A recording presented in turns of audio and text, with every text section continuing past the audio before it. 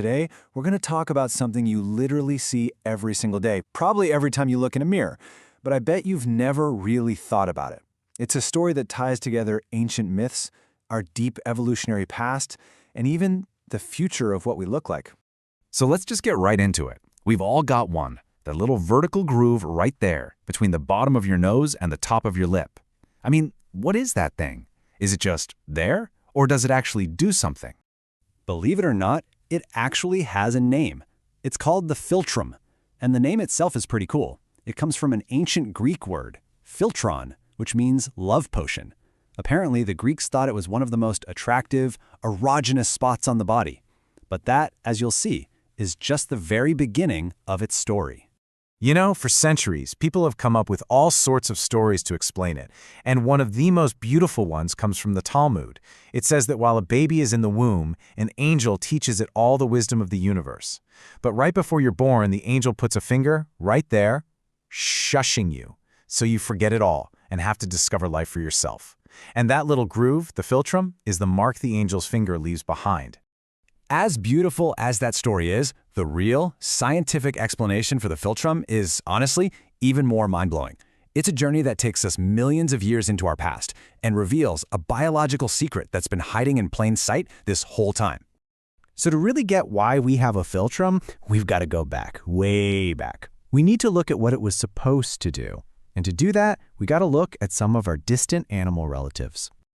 Okay, so think about it like this. The animal kingdom is pretty much split into two camps. Animals with wet noses and animals with dry noses. You know, like your dog or cat. Their nose is always cold and wet, right? Well, that's not by accident. That wet nose is a super sophisticated piece of sensory equipment that we, as dry-nosed primates, have almost completely lost. That wet, leathery patch of skin actually has a scientific name, the rhinarium, and its whole job is to act like sticky flypaper for scent particles in the air. The moisture dissolves all those odors, which massively boosts an animal's sense of smell. And the philtrum? It was the key delivery system for all that information. It was basically this genius three-step system. First, the wet rhinarium would capture all the chemicals floating in the air. Then, the philtrum, which used to be a much deeper groove, acted like a tiny little channel. Using capillary action, it would funnel all those dissolved chemicals down to a special organ in the roof of the mouth called the vomer-nasal organ, or VNO. And that organ was like a second nose, designed specifically to detect pheromones, the stuff crucial for finding a mate, marking territory, and sniffing out danger. And this table just lays it all out so perfectly. Over on one side, you've got the strepsirrhines. Think lemurs. They're our early primate cousins.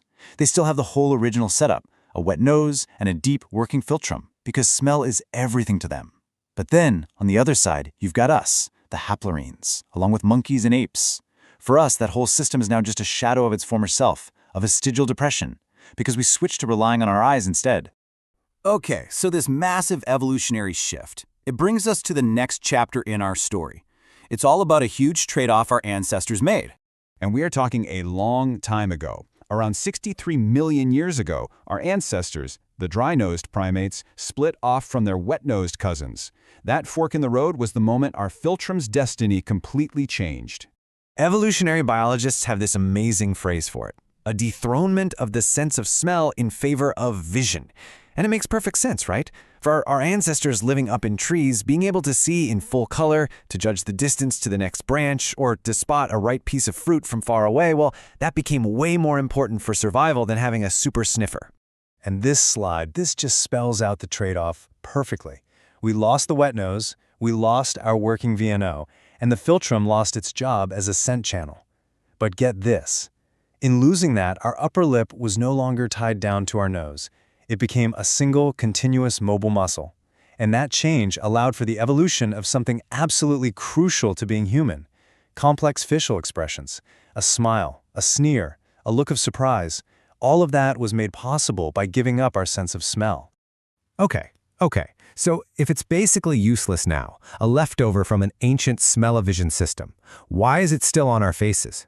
Why didn't it just vanish completely? Well, the answer is incredible. It's all about how your face was literally built. The philtrum we have today, it's basically a seam. Think of it like the seam on a piece of clothing, marking the spot where the three main pieces of your upper face migrated and joined together when you were just a tiny embryo. And this all happens in this incredible, perfectly timed dance between the 5th and 10th weeks after conception. You've got these different plates of tissue, what will become your nose and your jaw, and they start on the sides and the top of your head, and they slowly move towards the middle. And the philtrum? The philtrum is the finish line. It's the final point where everything meets up. This chart kind of gives you the blueprint, right? You've got two pieces coming down from the forehead area, and they form the very center of your lip and nose, and that creates the philtrum. Then you have two more big pieces growing in from the sides to form your cheeks and the rest of your jaw. And bam, they all meet right there in the middle. And because this whole process is so incredibly precise, if anything is just a little bit off, if the timing isn't perfect, the seams don't seal up correctly, this can result in what's known as a cleft lip or palate. And that's why the philtrum isn't just some random feature. It is a critical, high-fidelity record of exactly how you developed before you were born. And that makes it an unbelievably important diagnostic tool for doctors. The shape, the length, the depth of the philtrum, it can offer vital clues for a number of genetic conditions. For instance, a very smooth or indistinct philtrum is a classic marker for fetal alcohol syndrome. A particularly long one can be associated with Williams syndrome. It's basically a map of your genetic and developmental history written right on your face. So we've gone from an ancient scent catcher to a map of our development. But the story isn't over, not by a long shot. The philtrum's role in our lives is still changing, right now, in the 21st century.